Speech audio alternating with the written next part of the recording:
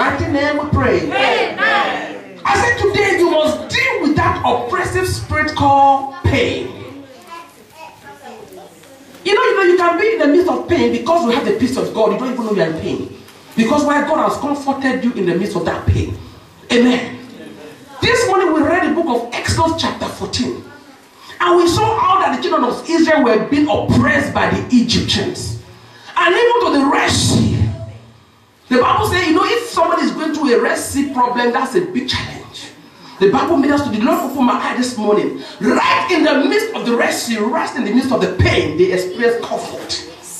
Right in the midst of the Red Sea, the Bible says, and the Red Sea parted, and they walked on dry ground. That means that they were in pain, but they were comforted in every side.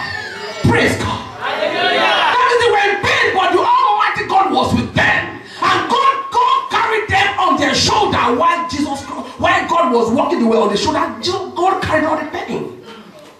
Amen. Amen. The same problem that they walked in and they never felt the impact, the Egyptian came into that thing and that thing killed them. Yes. Praise God. Hallelujah. You will lift your hand to the Almighty God and say, oh God, my Father. Oh God, my Father. Take every pain away from me. And comfort my life. In the name of Jesus. Father, take every pain away.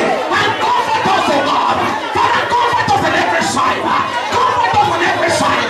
In the name of Jesus. Father, comfort your children. Comfort them, oh God. Thank you, Father. Thank you, Jesus. In Jesus' name we pray. My God. My God. I was watching a program on God channel, myself and my husband. I just could not turn off the telly. We were so glued to this program. To the point that I was ministering to one very unbeliever person a couple of weeks ago. And that was what I used. This white unbeliever said, my God. Sandra, you mean somebody like that could still be in such a shape and form and can still be driven with vision and can be driven with future, and he has such much power and strength in him. We're watching that telly on God channel, and we saw this man preach to a crowd of about 30,000 crowd. This guy was a puzzle. If you know what a puzzle is, he had no hand, no two hands, and he had no two legs. Amen. Listen, he had no two legs. He had no thigh, no leg, no hand. This place was cut off, and he was born like that. Praise God. He had to sit on his easy bump, and he had to put a microphone on his ears because he could not hold anything. If he had to minister the word, he has to use his mouth to open the scripture. Right on the pulpit in the midst of 30,000 crowd. Praise God. Hallelujah. You wonder why would such a person find such hope to minister the word of God? In this terrible world that we live in this painful world that we live in, this man knew that all his life is at pain. In one day he said he had to go to God Almighty and say, God, I know you are God. You can do all things. We read in the Bible how you raise the dead. We read in the Bible how the man that has no hand, the hand grew. We saw that how the lame man walked. We saw how the blind man had new sight. Father, I know you can do mine. Father, give me my hands and give me legs that I may be able to walk and preach the gospel. Praise God. When the Bible says, this man cried to the Almighty God. He lamented before God. He lamented before God. God didn't answer him for a word. God said, I don't need your hand for you to minister my word. I don't need your leg to minister my word. All I need is your obedience. I am going to use it the same way I've used Benny Hinn. I'm going to use it the same way I've used Billy Graham. Just be obedient and let me carry you. If I carry you, I will lift you before all men. He said, if my name be lifted high, I will draw men to me. 30,000 crowd in a stadium. This man ministered the word of God with fire and with power. We stand next to tell him, my husband, I was in tears. My husband said, why are you crying? I said, we have to cry. What are we doing? I said, look, we can't do hands and do legs and we're complaining and we're in pain. We've got to be able to, we've got to know that God is in the midst of our pain. God is here to heal you from every pain, from every grief, from every sorrow, and will give you comfort. God. Hallelujah. This man preached with awesome power. Amen. They showed us the crowd, and all the crowd were crying, and he spoke out. He said, why are you crying? Are you crying because I am like this?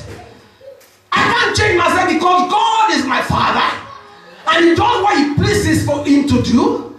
He has made me to be like this, and He knows my problem, and has given me mouth to have. If the man knows the scripture from Bible, from Genesis to the Revelation, and he was out. The power that came through, he had to tell the men, the congregation to stop crying, because perhaps people were watching him and they were feeling pity.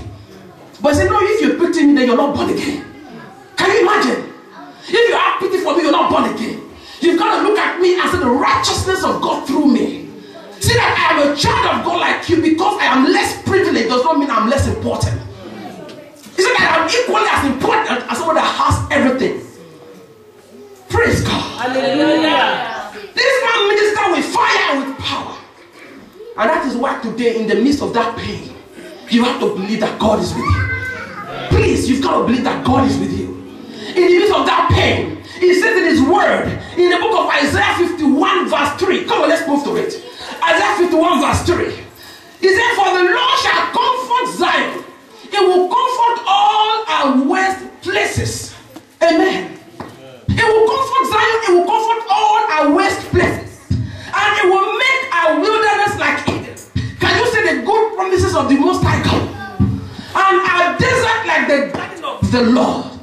Joy and gladness shall be found therein. Thanksgiving and the voice of melody. Praise the Lord. Hallelujah. The Lord said He will comfort you on every side. If you are in this church today and you have come here with one pain or the other, believe God is with you. Amen. I'm sure the sister that gave testimony this morning about how she went places and the Holy Spirit never left her alone. That's a sign that you have nothing to worry about. Because worry itself is a sin. Worry itself is a sin. When you worry too much, God begins to neglect you and ignore you. Because sin, God cannot behold sin. And that is what the Bible says, that cast all your burden upon Jesus. For what? For He cares for you. You just have to have faith. You have to believe that Christ is on your side. You know what? Try and get yourself into trouble and see if God will not save you through. Amen. Try it. Perhaps you have never even tried them. You have just seen things happening around you, and things have not really happened to you. Try God. Try and get yourself into trouble. Not by your own means, even by your own means, by His mercy, He will save you through. Yes. Praise God. Hallelujah. He said He will comfort you. He will comfort you. He will give you peace. He will give you joy. He will give you comfort on every side. Give it up to Him and see if He will not do His word. Because He said, it is my word have I spoken, it shall never come back to me void. God is not a man that He should lie. He is not a liar. If you can believe the word of God, you are settled. Amen. Amen. God wants us to be like children before Him. You know, children, they believe anything. You tell them something, they believe everything. Yes. Praise God. That is why, myself personally, I have problem to believe people that lie. You are better off not even tell me anything at all. Than for you to tell me one thing and you do something else. I can't trust you. I just can't. Praise God. Hallelujah. And if you're going to if you're going to make that thing come to pass or do it, explain to me why it will not come to pass. Because next time I will not trust you. Amen. God wants us to have a heart of a child. Because if you promise a child something and you don't do it, that child will not trust you. He will keep coming back to you and say, Mommy, Daddy, Uncle, Auntie, you promised me this. And you not tell the child that I don't have it, and you keep running away from that child. That child will not trust you. Amen. And that is why we have to be very careful. What is pain? We are going to see a few points this morning about facts about pain. Facts about pain. Amen. Facts about pain. That you know that this pain is real. You cannot. This must happen. Either you like it or not. Number one fact about pain is that pain is universal. Either you are black, you are black or white, you are Chinese, you are Indian, you are Hispanic, whatever you're Chinese, pain is universal. Pain is not only synonymous to black people. Pain exists in the midst of